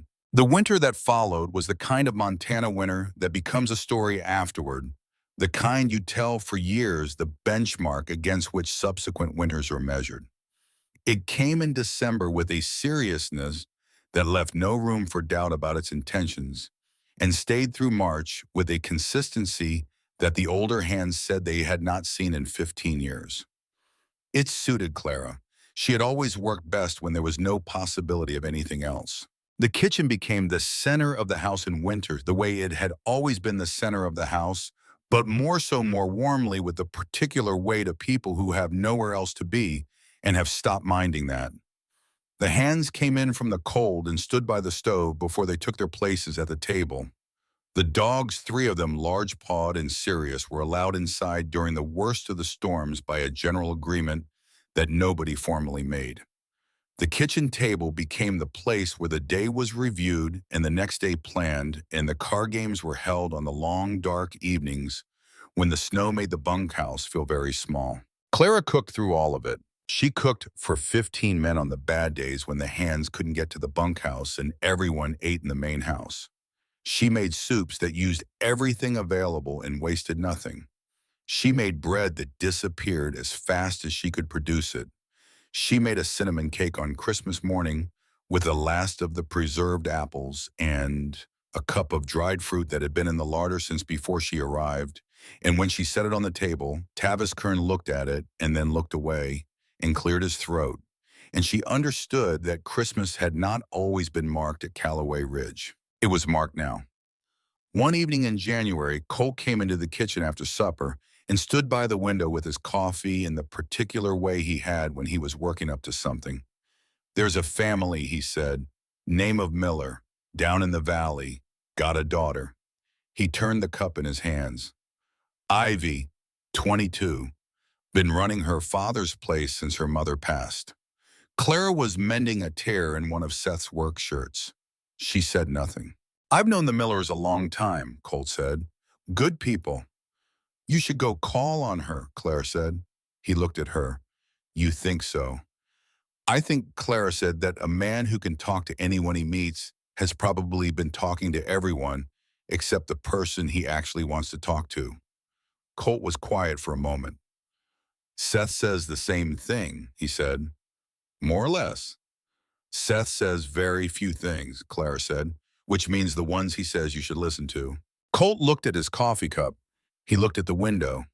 He looked at Clara with an expression that she had come to understand over the months, which was the expression of a man who needs confirmation from someone he trusts before he will allow himself to want something. She's a good woman, he said, from what I know. Then go find out what you don't know, Clara said. He nodded once, slow and serious, the way his brother would have nodded. She went back to the mending. She noticed the following Sunday that Colt had borrowed Seth's razor. She did not say anything about it.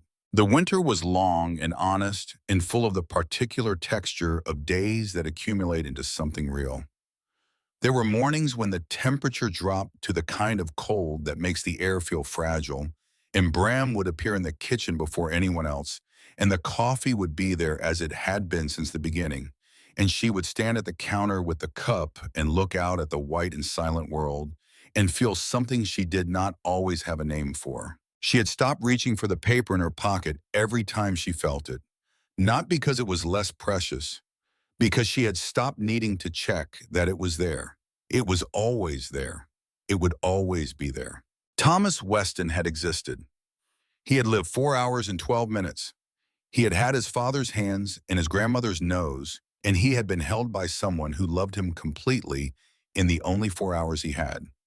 No document and no man and no Dorian Hartwell sitting in his Philadelphia office with his clean hands and his legal language could alter a single minute of those 4 hours. She understood this fully finally one morning in February, standing at the kitchen window, watching the snow.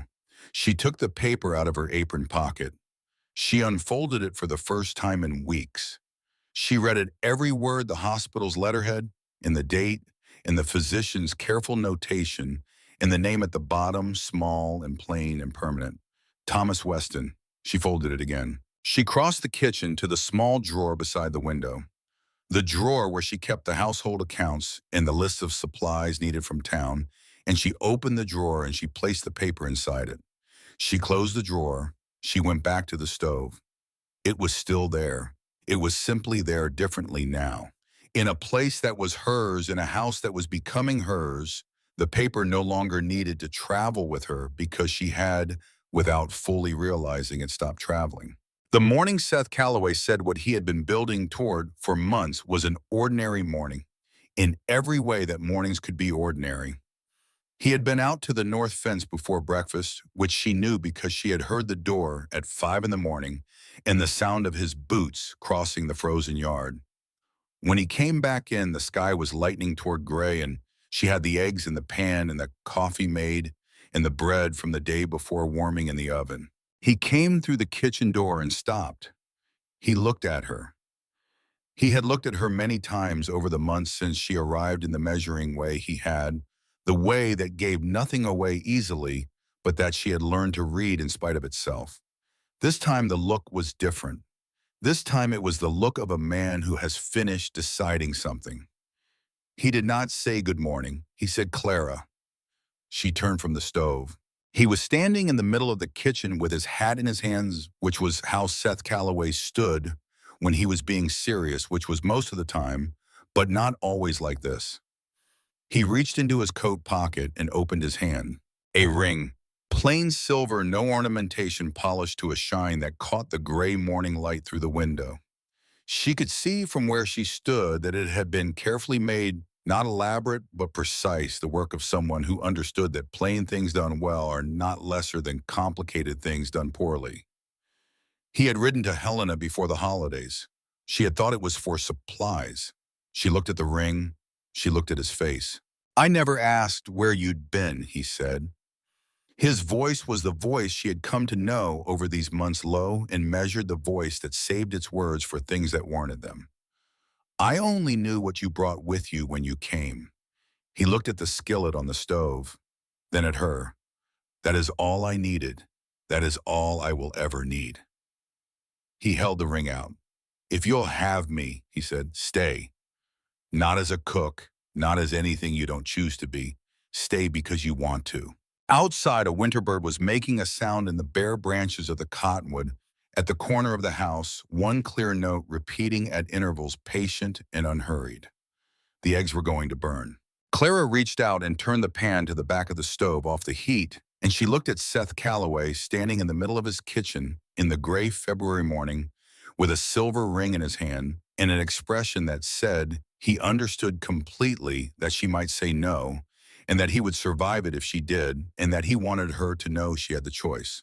She had not had choices for a very long time. She thought about the road, the 19 days, the way the fence had appeared post by post out of the dust, and she had walked toward it because she had nothing else to walk toward. She thought about the coffee, always warm, about a book on a windowsill, about a hand placed flat on a table at midnight in a kitchen filled with rain, about a boy named Ledger pressing dough for the first time and the way his face had changed, about standing in the churchyard with nothing but her own voice and saying her name out loud and not stepping back, about the paper in the kitchen drawer, resting now in a house that was hers, in a drawer that was hers, not carried, not clutched, just there, the way things are when you have stopped running. She stepped forward. She placed her hand in Seth's hand, her fingers curling around his rough, calloused ones, and she felt him hold very still, waiting. Yes, she said, that was all. He slid the ring onto her finger, and his hands were steady, and she noticed that, and she thought she would remember noticing it for the rest of her life. Outside, the winter bird continued its single clear note in the cottonwood. The eggs were cold. Neither of them moved for a long moment.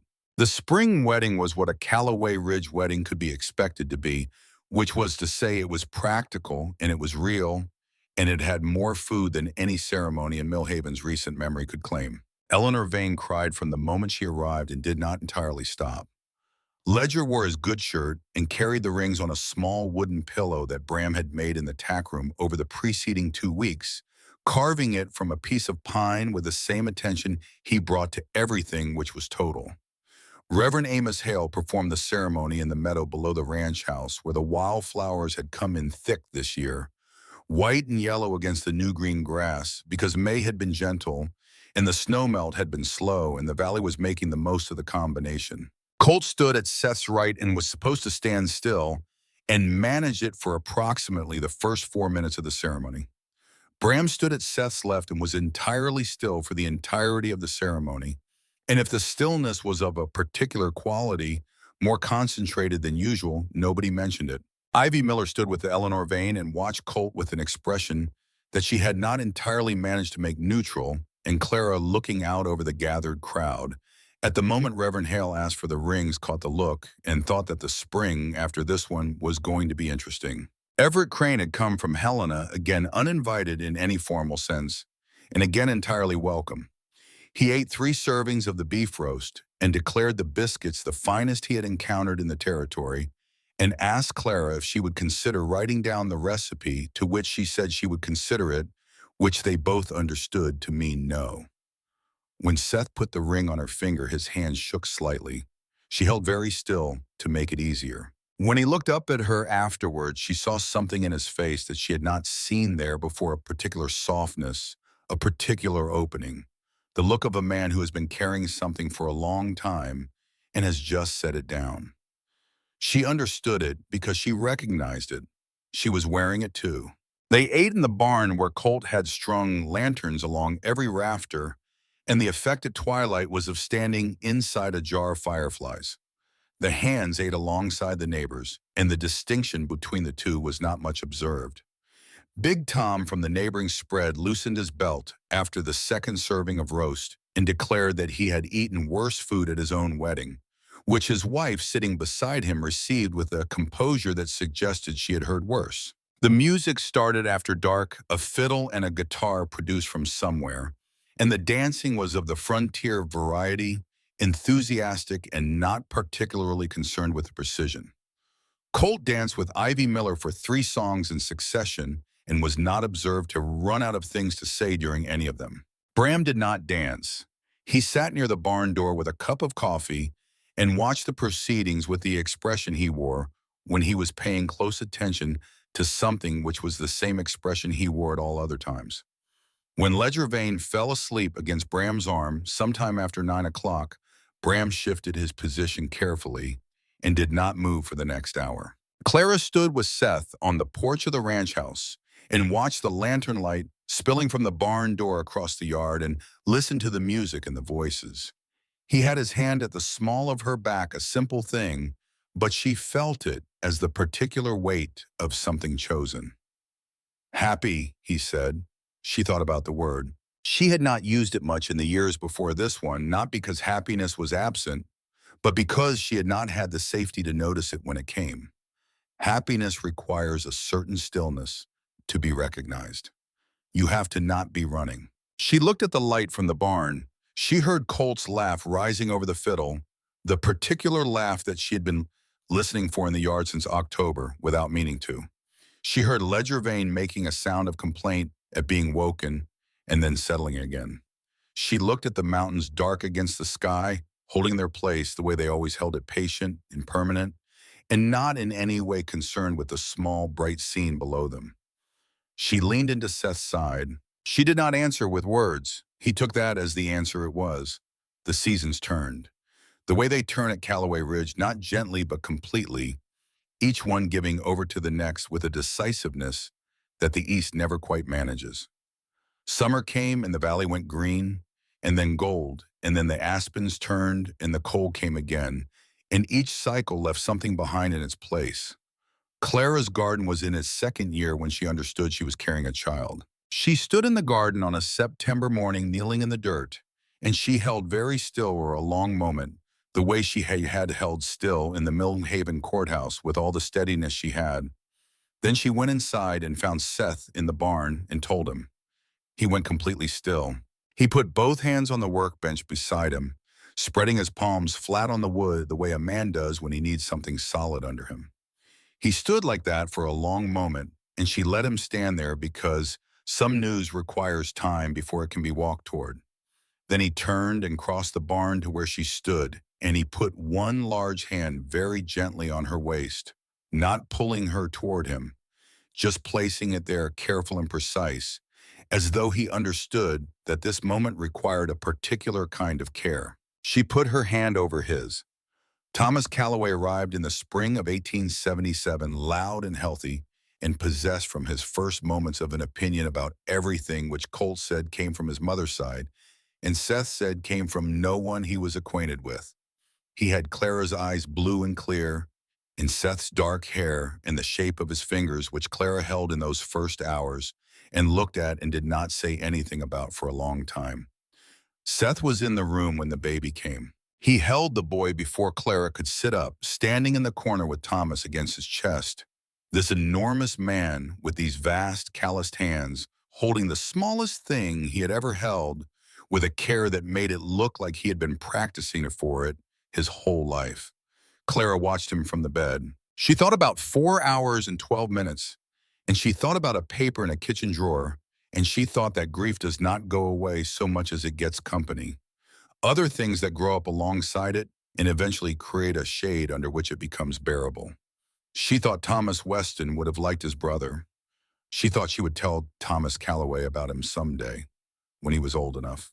Colt married Ivy Miller that same spring in a ceremony that was considerably louder than the one the year before, owing primarily to the size of the Miller family and their approach to celebration. Bram stood at Colt's left and was still the most composed person in the room by a significant margin. The following year, Bram brought home a book with a woman's signature on the first page.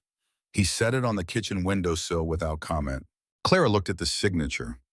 Wren Alcott. She looked at Bram. He poured his coffee and went back out. 3 months later, he brought Wren Alcott to Sunday supper, and she sat beside him and ate with the appetite of someone who has been cooking for one for long enough that a real meal carries particular significance. And she and Clara talked across the table about bread, while Bram sat beside her and drank his coffee and looked at the far wall with the expression of a man who has found the thing he did not know he was looking for and is not yet accustomed to the weight of that. The ranch grew. The seasons continued their decisive turnings. Ledger Vane grew into a serious young man who could bake bread that Clara judged nearly equal to her own, which she told him, and which was the highest compliment she was in the habit of giving. Eleanor Vane's farm prospered in the quiet, consistent way of someone who has learned to ask only for what the land can honestly give. Tavis Kern retired from active ranch work and became in practice a sort of keeper of institutional knowledge, the person who remembered where things were and why decisions had been made and what the winter of '68 had been like, information that turned out to be more valuable than anyone had expected. Whit Dunmore stayed. He turned out to be good with cattle better than good with the particular intuition for animal behavior that cannot be taught and can only be recognized. Seth gave him more responsibility the third year and more the fourth, and by the fifth year, Whit was running the Eastern operation with a competence that made Seth remark once quietly that he had been right about him, which Clara understood as the highest thing Seth was in the habit of saying about anyone. The kitchen stayed the center of the house, not because Clara was always in it, though she was in it often, because the kitchen was where things had happened, where the truth had been told, and the tea had been made, and the bread had been started before anyone else was awake, where a wooden box had been opened, and a paper had been taken from a pocket, and two people had discovered that their grief, which they had each been carrying alone, could be carried differently if it was carried by two. The paper stayed in the kitchen drawer. Clara took it out sometimes, not often, not furtively, but openly sitting at the kitchen table in the evenings, with it unfolded in front of her. Thomas Calloway, who was 4 when he first saw her do it, climbed into the chair beside her and looked at the paper with the solemnity of a child who understands that some things are important even when he doesn't understand why. "Who's that?" he said. "Your brother," she said. "He couldn't stay, but he was here." Thomas considered this with the seriousness he brought to most things. Then he nodded, satisfied with the answer, in the way that children are satisfied with true things, and climbed back down and went to find his father. The years turned. On a morning in the autumn of 1904, Clara Calloway stood on the porch of the ranch house and looked out at the valley. She was 53 years old. Her hair had gone silver at the temples and was working its way toward the rest of it, a process she had decided to find interesting rather than distressing. Her hands showed the work of 30 years, not in any way that diminished them, but in the way that hands show the work of a life marked by it, shaped by it, carrying it forward. The mountains were still there. They were always still there. Below the porch in the yard that had been dirt and frozen ground and mud and wildflowers, depending on the season and the year her grandson was running, Callum Calloway was 4 years old, the son of Thomas and his wife Mathilda, and he was pursuing a large and indifferent rooster across the yard with the absolute certainty of someone who has not yet been informed that the rooster is disinclined to be caught. He had Clara's eyes and Thomas's stubbornness and some quality of movement that was entirely his own, a loose-limbed joy in simply being in motion. From the barn came the sound of Colt's voice, which had not in 30 years stopped narrating the world to anyone within range. Bram was sitting on the step of the tack room with a book open on his knee, which was where he could often be found in the afternoon. Wren was hanging laundry on the far side of the house, and they were not talking, but they were in the same general area, which was how they had always been comfortable in proximity, not needing more than that. Seth came through the door behind her. He was slower now than he had been. The right knee that had been damaged in the cattle drive incident of 1890, making itself known in the cold. But he moved through the world with the same quality he had always had, unhurried and complete, fully present in whatever he was doing. He came to stand beside his. They looked at the valley together. The aspens on the hillside had gone gold in the last week. The sudden, complete gold of a Montana autumn, and the creek at the valley bottom caught the morning light and threw it back in pieces. The mountains were wearing their first snow of the season on the high peaks white against blue, the same colors they had been wearing on the afternoon she had walked out of the dust and found a fence line and a man crouching at the end of it. 30 years. She still remembered the weight of the skillet against her hip, the dust on the road, the way her boots had met the ground with the careful deliberateness of someone who has learned not to trust it. She remembered 3 words. She remembered 3 words said back. In the yard below, Callum had changed his strategy with the rooster and was now attempting to herd it toward the barn using a stick in a series of firm instructions that the rooster was not responding to. Thomas appeared from the barn and watched his son for a moment and looked up at the porch and caught Clara's eye. He shook his head slowly with the expression of a man confronted with undeniable evidence of his own history. Clara raised her eyebrows at him, and he laughed and went to assist with the rooster. Seth put his hand at the small of her back. She felt it there, that familiar weight, that particular warmth, the gesture of 30 years that had not once in 30 years felt like habit rather than choice. She leaned into him. She looked at the mountains, at the valley, at the yard full of the sound of her family colt's voice, and Bram's quiet, and the children, and the animals, and the endless, large life of Callaway Ridge, going forward the way things go forward when they have been built on something that holds. She thought about a woman on a road walking west with nothing.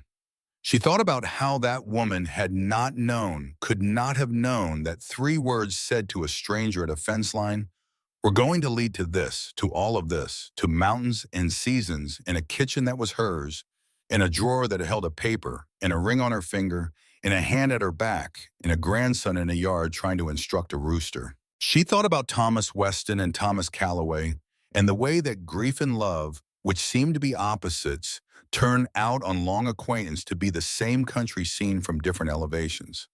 She looked at all of it, the morning in the valley and the 30 years, and she felt Seth beside her, solid and present. And here, the way he had always been here from the moment he walked across a field and said 2 things and meant them both. That's all I need. She pressed her hand over his at the small of her back, and she felt him hold still for a moment the way he did when something mattered, and then she felt him breathe. She still remembered stepping onto that Montana road with nothing but a cast iron skillet and 3 words. 30 years later, standing on the porch he had built with his own hands, watching their grandson chase a rooster through the wildflower gold of an October morning, she thought that was the day her life began. She did not say this out loud. She did not need to. Seth's hand was warm at her back, and the mountains were standing where they always stood, and the valley below them held everything they had built and everything they had lost and everything they had found again. And all of it, every year and every season and every morning that had started before anyone else was awake, all of it was right here, right where she was supposed to be.